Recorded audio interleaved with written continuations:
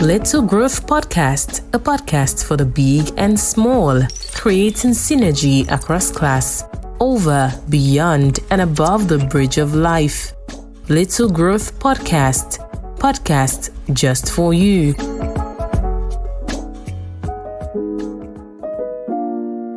Hi, welcome to Little Growth Podcast. My name is Deems, the voice marshal. Let me just take a little time to tell you about the Little Growth Podcast. It is a podcast where we celebrate you, where we celebrate your stories, celebrate your big wins, and not just celebrating your stories. It's a place that we tell the world our stories. So, having said that, welcome again to the Little Growth Podcast. Alright, stick around. I'll be back. This is Little Growth Podcast, inspiring your dreams and celebrating your wins. Alright guys, welcome once again to the Little Growth Podcast. We have Mr. Collins and his beautiful wife today on the podcast. The very first edition actually of the Little Growth Podcast. Before I slice into the cake, I would like to let you know who the Tekes are. Yeah. Alright, let me start with Mr. Collins. Mr. Collins Tekes is a media personality, a tech entrepreneur, a creative media consultant, and he's also a co-founder of Black Voice Media Project. While his wife, on the other hand, Andrea Oduobi Tekes, is a public figure, an emerging thought leader, a creative content producer, a certified mental health therapist, and she is equally emotions and mindset coach. And together, they co-host the first ever family radio show by couples in Nigeria, that is the Tekes Family Show. You can also listen to them on Lagos Talk 91.3 FM. It's a pleasure to have you here, the Tekes. Welcome to the podcast. The pleasure is mine. Pleasure's mine. Pleasure's ours. It's ours, yes. Should I do ladies first or ladies after gentlemen? I don't know. Just, however you want to. Okay. I would like to start with you, Mr. Collins. Okay. Let me just make it straight. Why broadcast? I mean, why not music? Why not acting? After all, you are a multi-talented guy, and there are a lot of things that you can do out there. Thank you very much. That's a beautiful question. What I would say that, look, I stumbled on it. It's not like, yes, like I said, I've always thought and known, while I was very young that I was, a creative guy. But, broadcasting was not like totally by choice. I stumbled on it. It all came as a result of me doing something, and an opportunity came, and then I found myself in it. And then I built the passion for it. And I guess that's why I had to spend the number of years I did doing broadcasting. Dre, is it the same story for you? Not exactly, actually. So for me, I think I've always had the flair for media. I've always had the flair for broadcasting, TV, radio. So I remember during my secondary school days, I was the host for, a TV show we had at the time. My secondary school had a TV show, and I was the host for the TV show as young as I was, So I think that is something that had been for a very long time, and yeah, it wasn't something I stumbled on. It's been a passion I've had since childhood. All right. I will come back to how you have been able to hone that passion and follow it through. But before then, Mr. Collins, you stumbled on it, but somehow you are blazing a trail right now in the broadcasting industry. What happened? At what point did you decide that, okay, this thing that I stumbled upon, let me not stumble upon it again, let me make it a thing? I think FRCN happened. That's Radio Nigeria. So I was opportune to have started there. So when I got there, and I saw so many, great broadcasters, people are listening to on radio, in the news, network news, they were all in the building, and I was exposed to their studio. So when I listened to them, I think I just said, no, this is where I belong. I mean, I want to be here. I think that's what happened. And to fast forward, thank God I took that decision, because from there, I was able to be trained, hone my talent, learn the ropes from the masters, if you like. And then I think from there, the least I could do was, bless the world, I have to give a lot of credit to FRCN, because if I'd gone to somewhere else, perhaps I wouldn't build that kind of interests that I did. But because I saw some great broadcasters around, that also pushed me to like, okay, I could learn here, I could grow here. And that's what I did. Dre. Yes. It has been a thing for you. It has been that dream. Mm-hmm. So could it be that the opportunity presented itself and you took it, or maybe like you happened like the Big Bang Theory and then boom, you're on the center stage? Okay, so I'll share a very short story. When I was in university, I used to be the one who was most, how when you have a project and you're put in different groups in your department or your level, and I think I was in 200 level at the time, and they split us into groups. Okay. So we were to present our project. And I was always fixed to be the one who would represent the team when it comes to speaking. The frontliner. Exactly. So that particular day, I did that presentation, and it was, it was wow. It was, splendid. And the lecturer was like, you talk very well. You're a very good public speaker. He was just all over the place about it. And he said, see me after, the lecture. And I went back to meet him, and he started talking to me about radio. And he said he has somebody at OSBC, and he would love to introduce me to the person. And like you said, the opportunity presented itself, and I went for it. Wow. So that's how radio started for me, actually. Okay. Would you want to share your experience with us briefly, the journey to where you are now, before I go back to Collins? After that, because that was actually in school. And then, what has been your challenges? Because that was school, and I want to believe after that it wasn't roses all the time. Yeah. Man, it's a good question. It's a very good question, and I'm going to try. I will try. It's been challenging in the sense, or the challenges I faced had a lot to do with how I joined the industry. Okay. I joined the industry very, very naive. There were a lot of things that I felt that I should have known before going into the industry. More like have a mentor who would like hold my hands and show me, part of the things that could be a challenge, and just help me to shoulder them and things like that. So I didn't have that. And so all of the blows that came with doing media, doing radio, fell on me, a lot of it. Yeah. So you had to take the decisions, you had to take the responsibilities of the decisions Absolutely. In fact, there were times where I took on responsibilities with the whole naivety that I had, and I flopped. Whoa. Yeah, I flopped. You know how it is when you don't have anybody who will tell you you're not ready yet, you're not ready yet, you're not ready yet.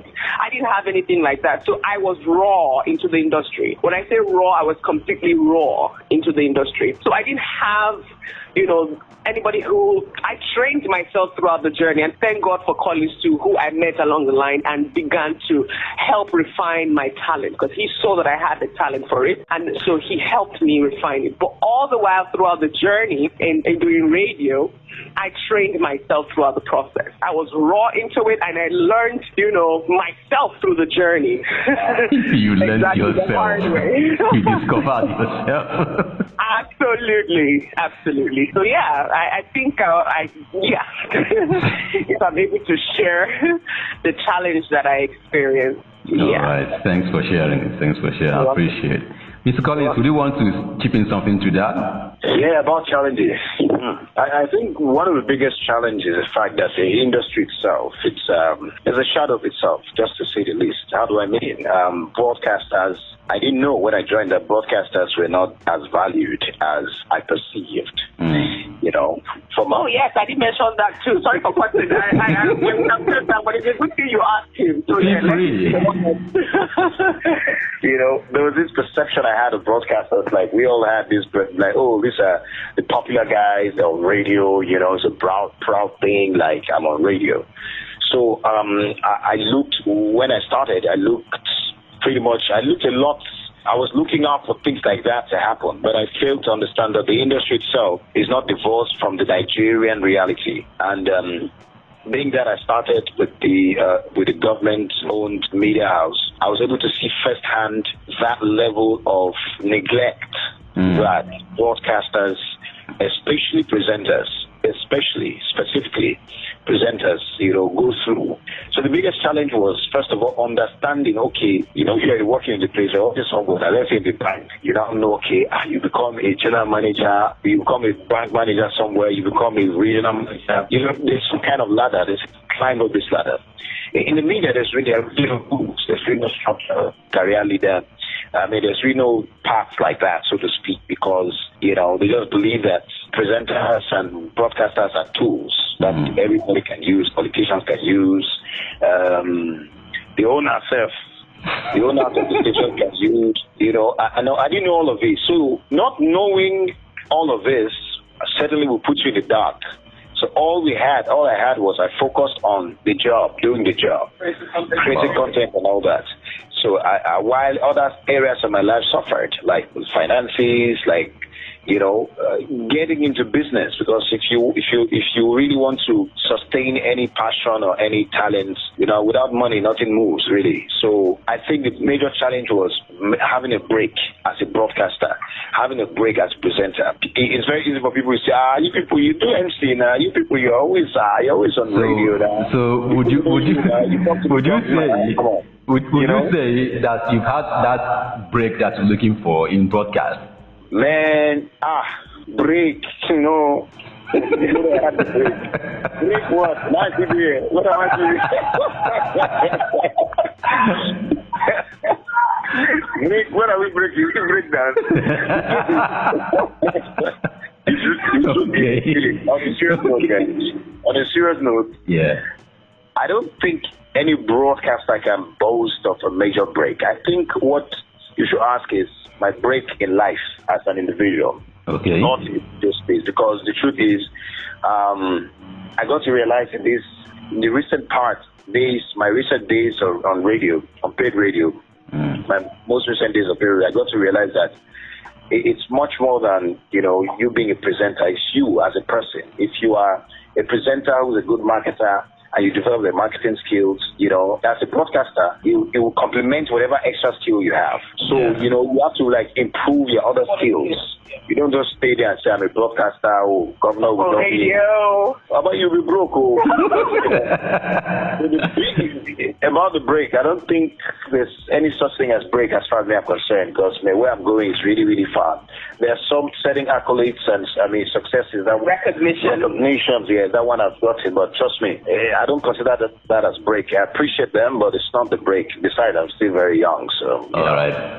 That will lead us to the next question now, Mr. Collins. This is actually double for you and for Dre at the same time. So, okay. Mr. Collins, you are a media creative content consultant, while Dre is also a media personality.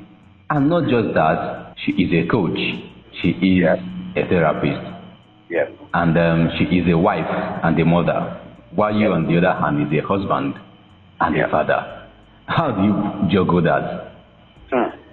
I think Andrea should go, because see, in all fairness, when it comes to this particular question, in as much as there's that father role that one has to play, there's also other things aside being that and both of us. But from a mother's point of view and a wife's point of view, I think it's a more serious business than if you ask me, because the truth is, getting married and working at the same time, both of us working, I got to realize that, man, there's a lot.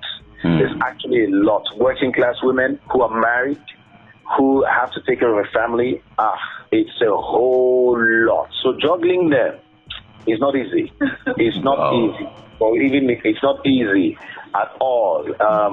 But like they say, if it's making money, it has to make sense. Or if it's making impact, it has to make sense. I think it was very tough. At some point, the ones wanted to give up, we're not doing this thing again. But we looked at the impact and realized... Which thing is that? Why not do which thing? Which thing is that? Why not do which thing? You mean with...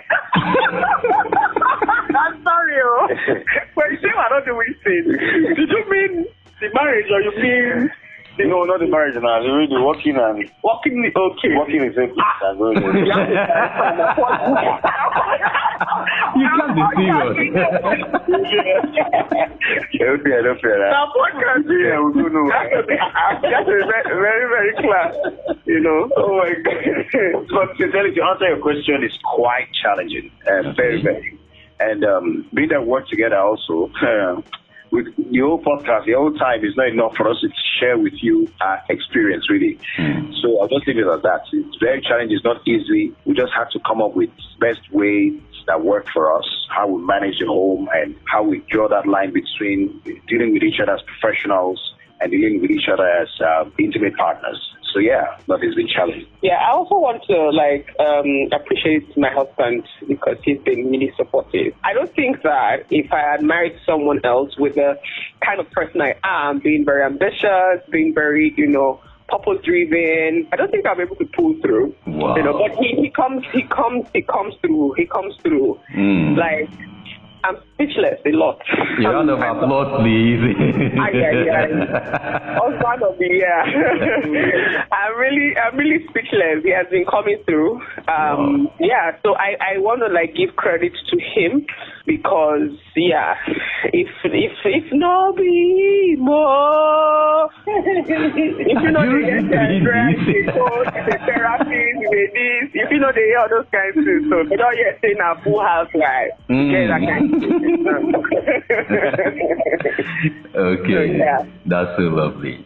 While you sing on that, Dre, I want to ask you, somehow, sometime in Lagos State, a radio program sprang up and it was to be anchored by a husband and a wife for the very first time. So I want to ask, what inspired that decision? Why not go solo? And could it be because of your passion for women, coming from the angle that you love helping women and younger girls, or was it something else that you had been nursing to do before? So you mean the Tekes show? That's Yes, the Tekes show. So how do I share this story? So honestly, me coming together with my husband to host the show, I want to believe that it was God that just orchestrated it because it was not a plan. It was not that we sat one day and we said, you know what, let's come together and be on radio. There was nothing like that. Okay. It just happened. Just like that. Yeah, it just happened. So I was to be employed on the same station with him, but the slot I was supposed to be given, another person had filled that belt. And so they were like, since your husband is, how about you join him? I was very hesitant. I was like, no, I want to have my own thing. I want to be alone. I want to, It took a lot of convincing. It took a lot of convincing, and I just said, okay, let's give it a shot. But before I did, I had to kabash. I had to go on my knees and say, God, if it is your will, let your will be done. And if it is your will, really, make it the best that has ever happened. Okay. And because it's my family out there. It's my marriage. Yes. It's something that's very sensitive, and to put us out there every day without a plan, it was more like we've been pushed to to fall into a pit without a plan to climb on it to the other side. So we were just left to figure it out ourselves. It was a lot, and so I had to say, God, just take control. So yeah, that basically it was not planned. It was not something we started to discuss. We figured it out along the way, and we spent like a year and a few months doing the show without any hitch, without any challenge, without any impact. It became a massive impact in Lagos, like one of the most listened to radio shows in Lagos, and it's amazing how we were able to impact people that short period of time, that they would call and tell us how that they are now reunited with their families. I remember a man who called to say that he was at the verge of a divorce, a separation with his wife, and listening to us inspired him to go back to his family. Talk about making impact. Yeah, so it's a lot, actually. It's a lot. So yeah, basically that's what it is. It's not a planned work. It happened. I want to believe that it was God who made that happen. Well, if you were to make that decision again, would you hesitate? I over and over again. I won't trade it for anything. The Tekes. Yes. Oga Collins. My brother. What do you have to say? Well, like she said it all, in all fairness, there was not like a total plan, and it just happened this way. And, like she said, the impact is what I was trying to mention earlier when you asked me that, how we work together and all that, and juggling. At some point it was tough. So, but the impact of what we're doing, especially coming together as husband and wife to do a show, the impact was so rapid and massive. And it's not just as a result of the fact that we are both broadcasters who are very good. It's not just the fact that we're husband and wife, but there's just something about both of us coming on the radio that brought hope to the listener. So much hope that, and here's to them. It was just some positive energy. And I felt that was worth going on with. And I guess that's why we're still here. That's why to date, you can still tune into Lagos Talks every Saturday. Okay. Every Saturday, 12 to 1 p.m. to still listen to us on radio. Because in all fairness, we actually decided to leave radio. We left outrightly, like, we're not going back.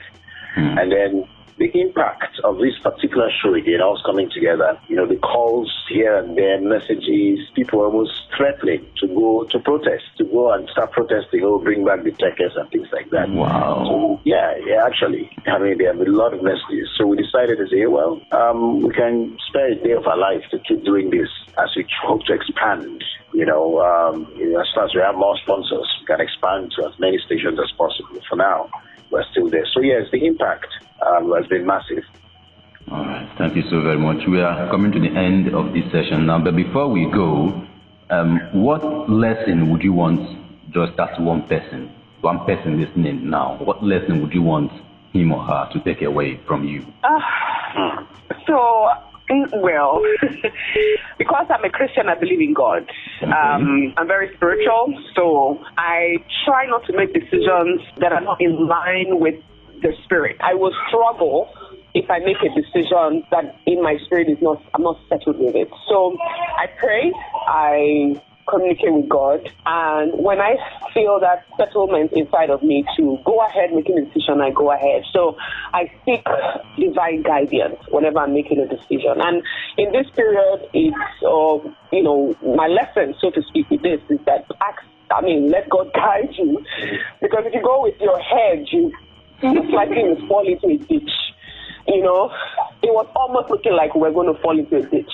Wow. Because nobody had done what we're doing before. No, it has never happened in Nigeria that a husband and wife, being on radio every day, hosting a show. It has been on TV, but they were not even a staff. They just created their content. So there was nobody for us to go to meet to share a template with us and tell us how to go about it. It was more like we were stuck in our own world. And so, of course, at this point, we needed divine guidance. Wow. Wow. Yeah. So for me, that's like the lesson. And also teamwork. Teamwork helped us so far. Teamwork, really. Teamwork. There was nothing like, I'm the husband here. What I say you will do. And there was nothing like, I'm the wife here, We had that teamwork, we had that mutual respect. We knew when to commitment. Exactly. There's that partnership. We knew where to draw the line, that this is work, this is not home, this is, we knew all those things. And the truth is, that was the lesson we also learned too, because we didn't know to do these things before. It was during the process, that we learned all of these things. So those are lessons I would say are taken from this journey so far. Mr. Collins. Right. Yeah. Your final words. My final word is, let me just make it very, very short, hopefully. Look, nobody owes anybody anything. I think that people must have heard that, but I have to hammer that again, especially in my industry. And in this journey, I've learned it a hard way that exposure before experience is destructive. Exposure before experience is destructive. So don't be in a hurry. I learned not to be in a hurry to want to be the star, or to be out there, to be known, or to be popular. Have a solid foundation, get some experience. Experience not just in what you do, in what it would take to get to where you're getting to. And then before you expose it, you expose whatever whatever it is. If you're exposed to opportunities when you are not experienced, you know what that would mean is destruction. So that would be like my biggest lesson in my journey so far. And then specifically for what we're doing with the Tekes, the truth is, it doesn't matter what they say. Nobody has done it, so it can't be done. Society, how's that possible? Don't listen to naysayers, man. I will not listen to naysayers. Do you know people were calling on radio and arguing with us that we're not husband and wife, that we're not married? They're arguing because they can't just phantom it.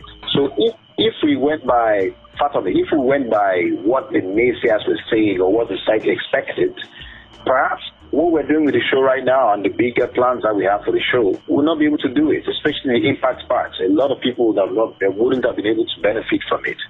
So say no to naysayers, ignore them totally. There's nothing like it has not been done before. Whatever has not been done before, you can be the first to do it. So that's like just a few things that I can drop to end this. All right. Thank you so very much.